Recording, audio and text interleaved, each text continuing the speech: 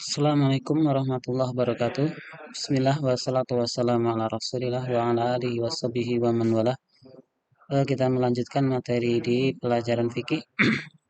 Kita masuk pembahasan tentang hikmatu masru'iyatih. Itu pembahasan tentang talak. Kita masuk ke poin hikmah disyariatkannya talak. Jadi apa hikmah Allah memperbolehkan dan mensyariatkan talak? Syuri'a at-talaku li'anna fihi lan lil muskilati zawjiyati indal hajati ilaihi. Jadi talak itu disyariatkan, diperbolehkan li'anna fihi karena di dalam talak itu halan, yaitu solusi ataupun jalan keluar lil muskilati zawjiyah untuk permasalahan rumah tangga indal hajati ilaih ketika dibutuhkan, ketika diperlukan. Wabi khasah inda adamil wifaqi, dan terlebih khusus lagi ketika tidak adanya kesepakatan atau tidak bisa berkumpul kembali kedua suami istri tersebut. Dia ketika sudah nggak ada jalan keluar untuk bisa bersatu, ya maka jalan keluarnya ya dengan talak. Kemudian wa khulul baqta illati la yatamakkanu az-zawjani ma'aha min iqamati hududillah. Kemudian munculnya rasa kebencian yang membuat yang menjadikan yang la yatamakkan az-zawjan, suami dan istri ini tidak mampu untuk menegakkan hak-hak Allah, menegakkan hudud Allah. Jadi dengan adanya kebencian tersebut yang menyebabkan suami istri tadi tidak bisa mengerjakan perintah-perintah Allah, wastimraril hayati zaujiyah, kemudian juga melangsungkan kehidupan rumah tangganya. Wa huwa bidzalika, maka oleh karena itu talak itu adalah apa? Min mahasiniddin al-islami, adalah termasuk mahasin, yaitu sesuatu yang baik dari agama Islam ini, karena dia adalah sebagai solusi dari keadaan-keadaan yang demikian. Kemudian masalah yang kedua adalah hukm talak wa biyadi man yakun, hukum daripada talak, kemudian wa biyadi man yakun, dan siapa yang mempunyai hak untuk mentalak. Jadi hak siapakah talak itu? Apakah hak seorang suami ataukah hak seorang istri? Perhatikan, al-aslu fit talaqi an yakuna jaizan. Hukum asal dari talak itu adalah jaizan mubahan. Hukumnya adalah boleh dan mubah, yaitu ya diperbolehkan. Inda darurati, ketika dalam keadaan darurat, wal hajah ilaih, dan juga karena adanya kebutuhan, karena diperlukan. Ya, karena talak itu diperlukan.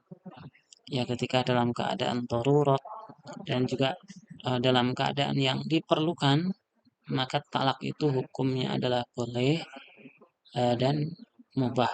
Seperti apa di sini dikemukakan, kasu'il khuluqil mar'ati wasu'i isratiha, seperti jeleknya, buruknya akhlak seorang wanita, wasu'i isratiha, dan juga jeleknya, buruknya muamalah, pergaulan daripada wanita tersebut. Kemudian wa yukrah min ghairi hajatin ilaih, dan juga talak itu hukumnya makruh, dibenci ketika tidak dibutuhkan. Jadi ketika tidak dibutuhkan talak, kok ditalak, ya itu adalah suatu hal yang dibenci, karena talak itu adalah diperbolehkan ketika darurah, ketika dibutuhkan. Maka ketika tidak dibutuhkan, tidak diperlukan, maka hukumnya adalah makruh.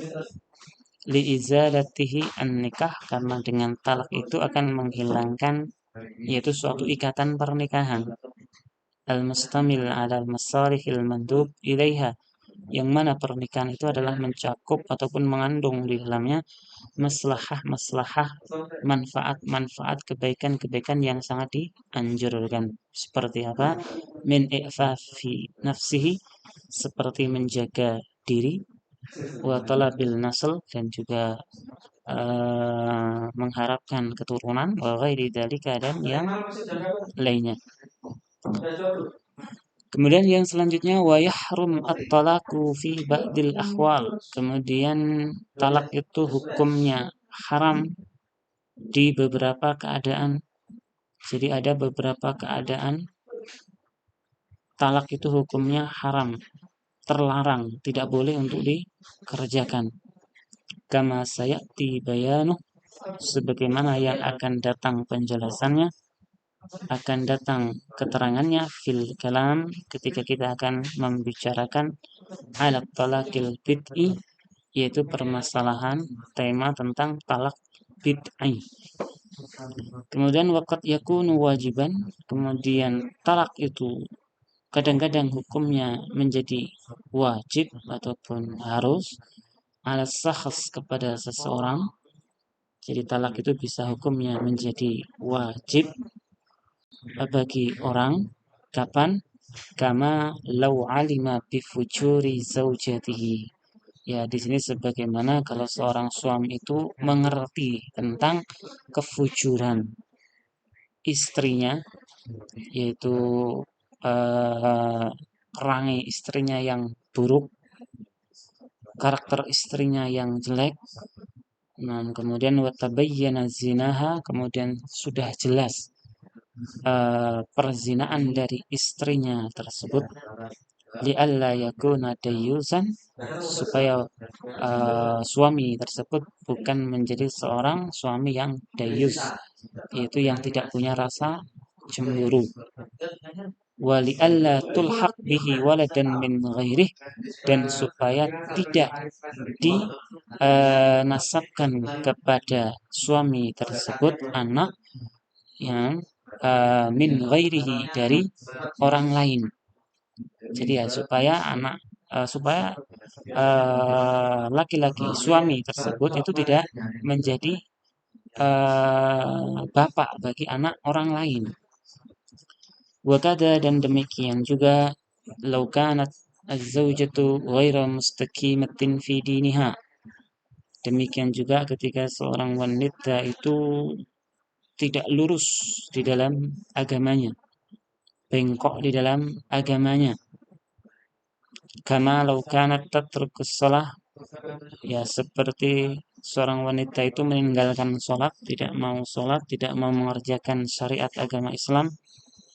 Walam yastati taqwimaha, kemudian suaminya pun tidak mampu untuk meluruskannya.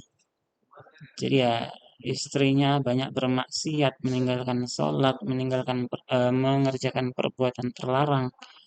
Kemudian suaminya sudah menasehatinya, sudah mendidiknya, sudah meluruskannya, akan tetapi istrinya tetap dalam keadaan yang demikian, ya maka ketika dalam keadaan demikian ini, bagi suami hukumnya adalah wajib untuk menceraikan istrinya. Ya, itu pertemuan kita pada kesempatan kali ini. Akhiru da'wana alhamdulillah. Assalamualaikum warahmatullahi wabarakatuh.